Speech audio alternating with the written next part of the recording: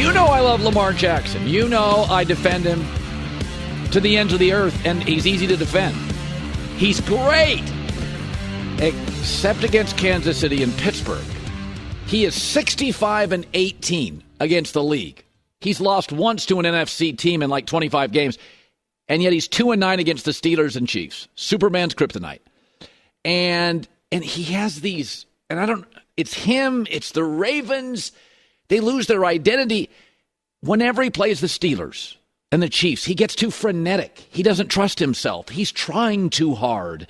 He loses composure, and they bailed on their identity. This is a run-leaning operation. And yesterday, they throw 33 passes and run 19 times, and where's Derrick Henry?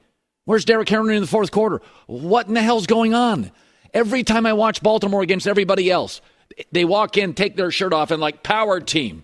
It's like 1970s at Venice Beach. We're going to do lifting weights in front of everybody. Just a big muscle show. Power in your face.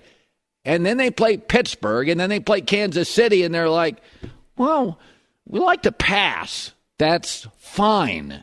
But your identity back to Ray Lewis. Baltimore's a tough city. You're a tough team. You control the tempo. You lose your way. And there is something about Lamar in these games. And like Derrick Henry disappears in the fourth, and they're throwing too much. And it was a one-possession game. Like Pittsburgh gave you opportunities to win. Russell Wilson threw maybe his worst pick in several years. Najee Harris averaged 3.5 yards a carry. It's not like Pittsburgh got into any rhythm. I didn't think either quarterback played particularly well. It was there for the taking, but the Steelers didn't lose their identity. The Steeler team we've watched for the last 4 weeks didn't play particularly well on offense, but it was the same team. Baltimore, what are we doing? I mean, and I think here's the other thing. And I said this Friday. I had picked the Steelers to win this game on Friday, Blazing 5. I said, there's just something, the more you play Lamar, the better feel you have for him. And I think you noticed it. I'm sure you noticed it on the two-point conversion. I think Lamar Jackson's about the most guaranteed two-point conversion in the league.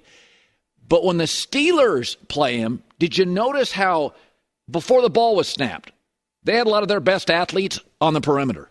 It's like, yeah, we know what he does. You snap it to Lamar, and he's just going to head to the exits. And Pittsburgh was sitting there waiting. And maybe it was my eyes playing tricks on me, but I watched right before the snap. Pittsburgh has seen this. They know how to defend Lamar here because they face him 2 times a year. And they win virtually every time. And Lamar is Superman. The Chiefs, and specifically the Steelers, I mean, his passer rating goes to 103 against the world and 74 against the Steelers. And again, Russell had one big play to Pickens. I mean, Russell's doing it. He knows who to throw to, but they did not play a great football game. Steelers, though, have beaten them 8 out of 9 times, and they keep him in the pocket, and they make him be poised, and they force him to be patient. And there's something about the Steelers. It's just Lamar starts going 100 miles an hour, and he's like the identity of the organization. They're not quite sure or as confident as they were against everybody else. And I watched it again yesterday. I keep thinking it's not going to happen. Shame on me. I'm like, no, this time's different. It's never different against the Steelers. It's just not different. And Pittsburgh always plays coy going into the game. We call him Mr. Jackson around here. No, you can call him Lamar.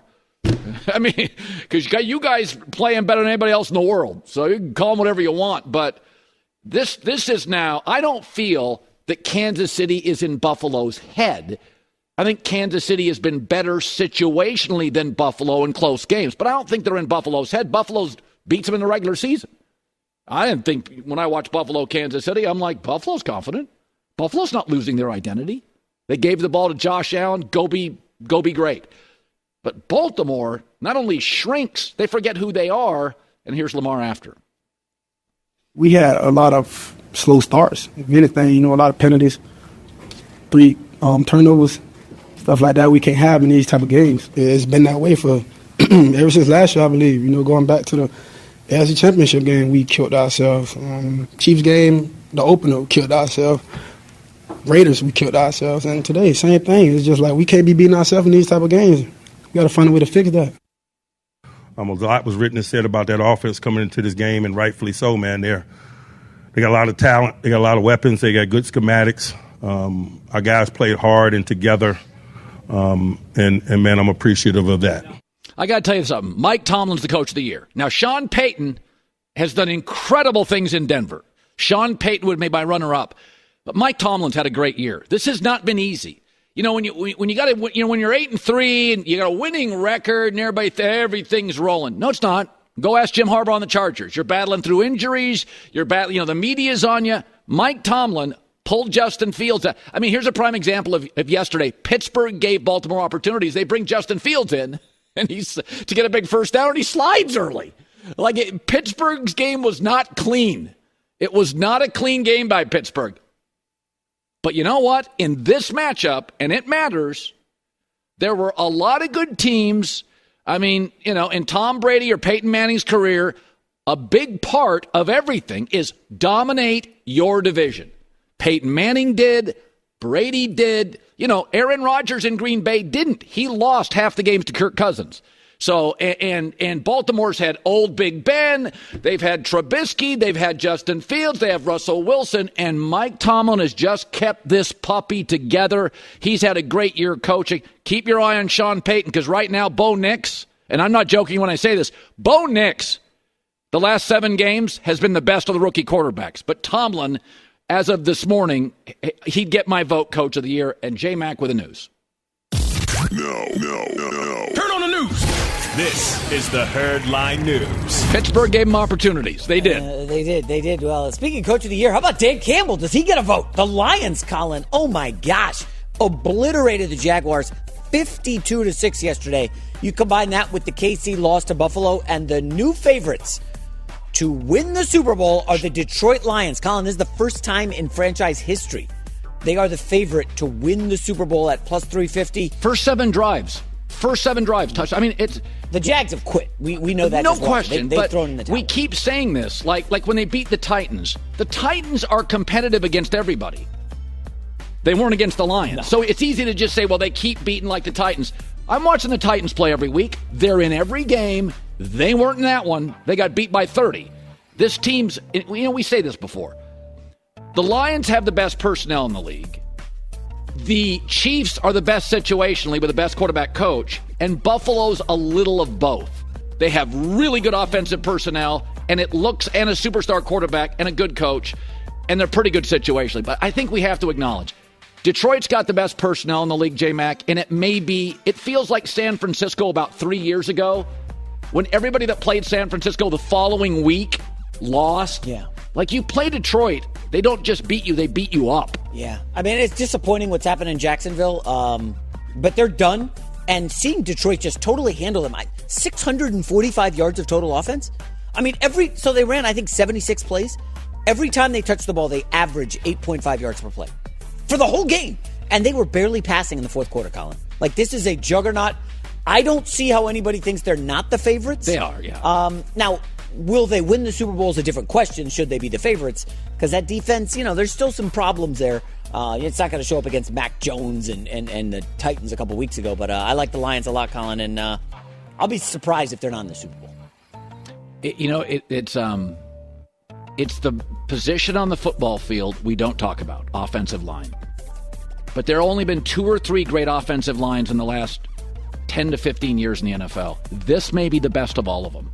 Yeah. It's very close to that Dallas O-line that when Dak came in as a rookie and went 13-3, and they had Zeke, and it was like every time Dak was throwing, it was 2nd and 3, 3rd and 1. I mean, Jared Goff, perfect passer ratings, J-Mac. Like, this is what he does now.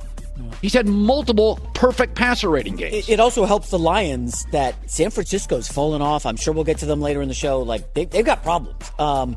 Eagles, second best team in the NFC. Who's third? The Packers have looked ordinary the last few weeks. Packers are good. Washington's come back to the pack. No, I think Detroit's the best team. I think Philadelphia is the only roster. The Eagles roster is the only NFC roster that can go toe-to-toe, and you can have like a Chargers-Bengals game last night. Just back and forth, great quarterback play. That's Eagles it. could go to Detroit and win in the NFC Championship. Absolutely. That's San Francisco is not a special team anymore, and we all got to be honest about it. They're 5-5. That's exactly what they should be. They're just that it's I'll not. try to defend them later whenever we talk about the Niners, but let's get to the next story. This was the Friday night dud. Oh my gosh, Jake Paul, Mike Tyson. Yeah. Things we knew. Mike Tyson was old. Jake Paul was half his age. It didn't matter. 60 million people watched on Netflix. A lot of technical issues, shall we say. But after Paul beat Tyson, the YouTuber said that Iron Mike is the GOAT. And then Mike Tyson proceeded to challenge Jake Paul's brother, Logan Paul, to a fight. Yeah. Forget the age for a second, because I saw an old George Foreman do pretty cool things.